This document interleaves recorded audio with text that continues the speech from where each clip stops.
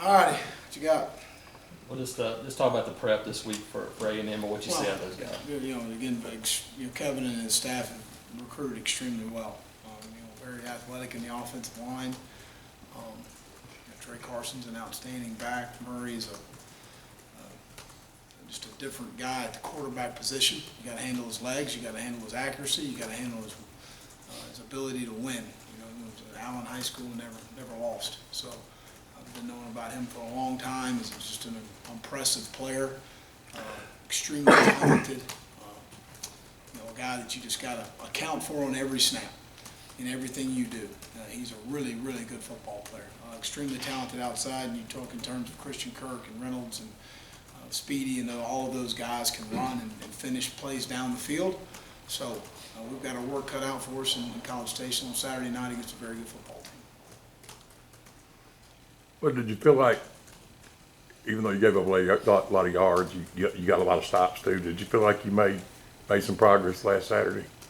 I do. I think that never want to come out of a game giving up that many yards. You can go back and really played very well in the first half. First drive we got 3rd and 10. We got what we want. We get bumped off coverage a little bit. We mirrored the quarterback and didn't leverage the ball the way we wanted to. You got a great opportunity to get off the field. And I told our guys defensively, offensively, defensively, and special teams, there's 6 or 8 snaps in every game that make the difference in the game. And we've got to start making those on defense. And that's really the frustrating part is we've had some opportunities, whether it's the first 3rd down of the game, which is a huge momentum part. And we make a great red zone stop. We played extremely well in the red zone. We just had some critical situations in the game. The 25-yard run, we've got 2 guys in the hole to make the tackle. You got to make that tackle. That's a play we got to make. That's one of those 6 or 8 plays that's the difference in the ball game and winning and losing. In the second half, they hit the double pass on us there. 21-yard gainer. We busted the coverage on the split in the zone there on Treadwell on our sidelines. We let them in the hook right there on the 33-yard gain, and that was the frustrating part that we did not allow in the first half. So we played a lot of split safety. We rolled up more than we normally do for just reasons based on our matchups in the game. We felt like that was the best thing. I felt like that was the best thing we needed to do. We were a little short in the run game, and to give up 130 yards basically playing cover 2 1/4, quarter half the entire game, I was pretty pleased with that. Our front did a nice job regardless of the statistics. It doesn't really matter from the standpoint of doing what you need to do to put yourself in a position to win the game. And we had that opportunity defensively and didn't get it done. So again, very frustrated for our players, but you got to continue to build on the positives and the things that we have accomplished, and playing well in the red zone. As far as scores are concerned, what the improvements we've made there, very pleased with, and I think we've continued to improve throughout the year. Certainly, Carl gave us a shot of energy, more mentally probably than anything, as far as our being a leader and a really good football player. So again, we came up short, and so that's the bottom line. Has Devereaux Lawrence really stepped up in your eyes? He played his best game Saturday. It was a big play on the 4th down play. Probably was the difference in him making the first down and not. It's a great effort play. Very pleased with how he continues to develop, and I think that again, guys just continuing to come around and improve his work habits, he's always had a great attitude. He's a wonderful young man to be around, but just continuing to increase his work capacity, and that's always been an issue. And so far, I've been very pleased with how he's progressed. Did Carl play more snaps than you thought he would? did? He played more than we anticipated. Of course, it's hard to get out there. You get in a competitive situation, and he's a competitive young man. He's going to tell you he's okay, and he's not tired, and he's not sore, and he is. So those are things as coaches we probably could have, I should have managed better, as far as not letting him play that many snaps. But he certainly adds a lot to our team. Do you know how many snaps that was with? I want to say it was 52, Brian, but I'm not positive. I don't have it in front of me. It was in the 50s, early 50s. We were thinking more of 30, 35, and definitely 3rd downs, situational, 1 minute. So I don't. That was a little more than we thought, but Dr. Andrews cleared him, and he's the best orthopedic in the world, not in Lee County. So we felt pretty good about his advice. He said he felt like he was a little bit out of shape, obviously having.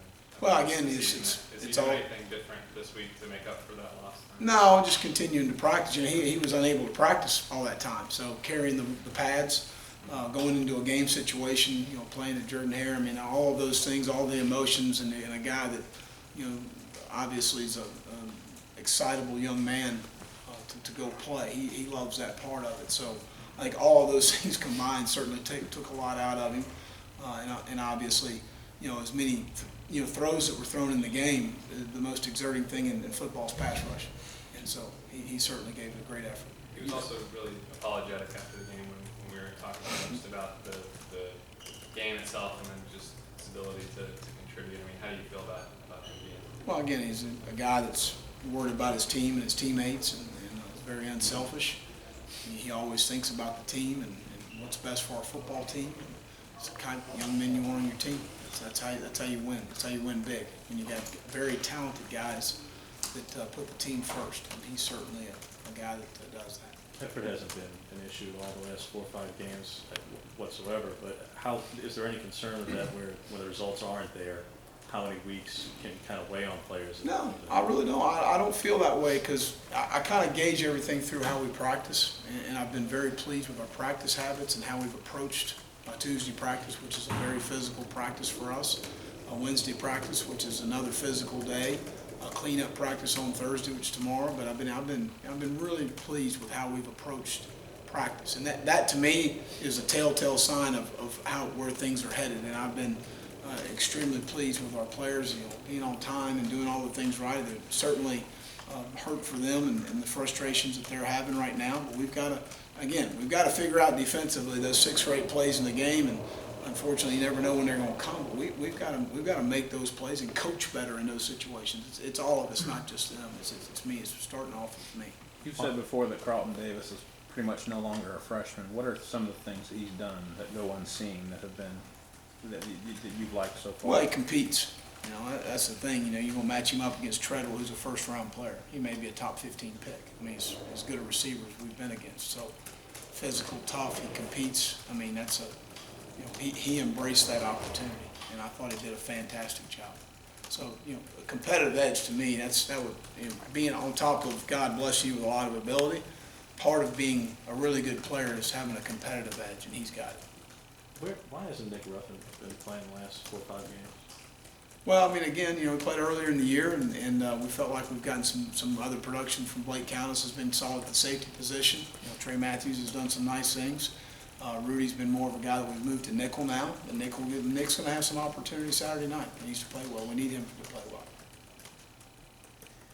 Well, Florida, you had 3 offensive coordinators in 4 years. Just how much do you think continuity in scheme or anything affects an entire unit, whether it be an offense or defense? Oh, I don't think there's any question that certainly has an effect. You know, it starts as far as recruiting is concerned.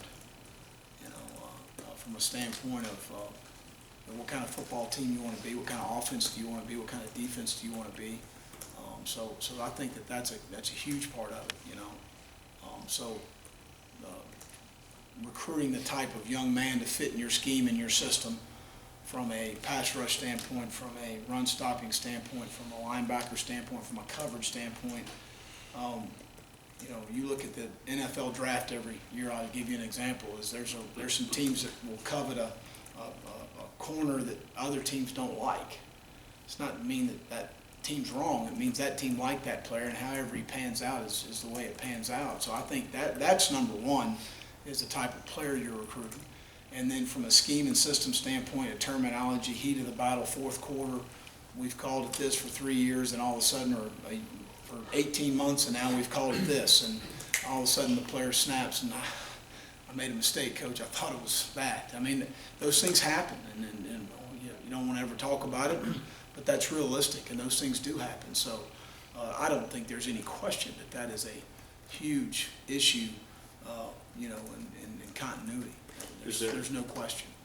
Does it take a mental toll on players who've been through that many quarters? It's not just the success of I think it failure, but does. the I learning. really do. I believe that. You know, and you know, being through that here, you know, seeing these guys, and especially, you know, you look at Cass and Chris and Justin Garrett and some of these seniors and John Jones. I mean, they've been, you know, through a lot of terminology, a lot of different ways of approaching things. So there's no question that I think that takes a toll on a player. There's no doubt. After going through this situation, there's no question. Well, you mentioned Kyler Murray, the difficulty of a guy like him to the table. From a defensive standpoint, how tough is it because of the many things he can do running and throwing?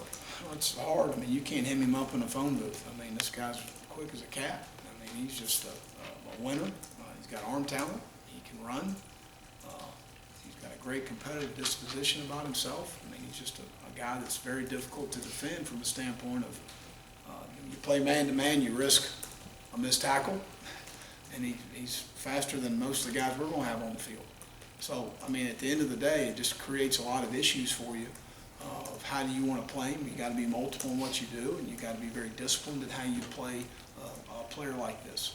And that's what we're going to try and do. How much does it help to have Carl back out there to play a guy like that? Oh, it's pretty obvious. I mean, you know, from the standpoint of more than anything, Philip, I would say mentally, as much as it was physically, just to have that guy out there. I mean, he's a leader.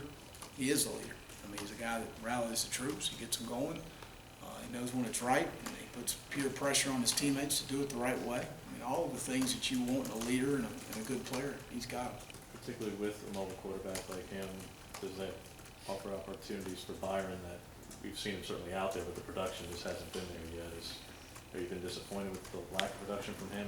Absolutely not. I think his production's been really good. He's a true freshman in the Southeastern Conference. I think it's been really good in my experience. I mean, I think I pulled him aside, I think it was game 4, I can't remember exactly what game, maybe 5. At that point of the season, from a true freshman standpoint, he played more snaps than John Bullard had played. John was a really good player at Florida, is having a great year this year. He played more snaps than John did as a true freshman. So again, I mean, you know, expectations is measured on different levels by different people. My expectations have been very good for what Byron's accomplished and where he is right now. Do we always want more? Absolutely. You know, that's our society. We all want more than what's happening right now. And certainly there's nobody wants it more than Byron does. Anything else? All right. We appreciate that.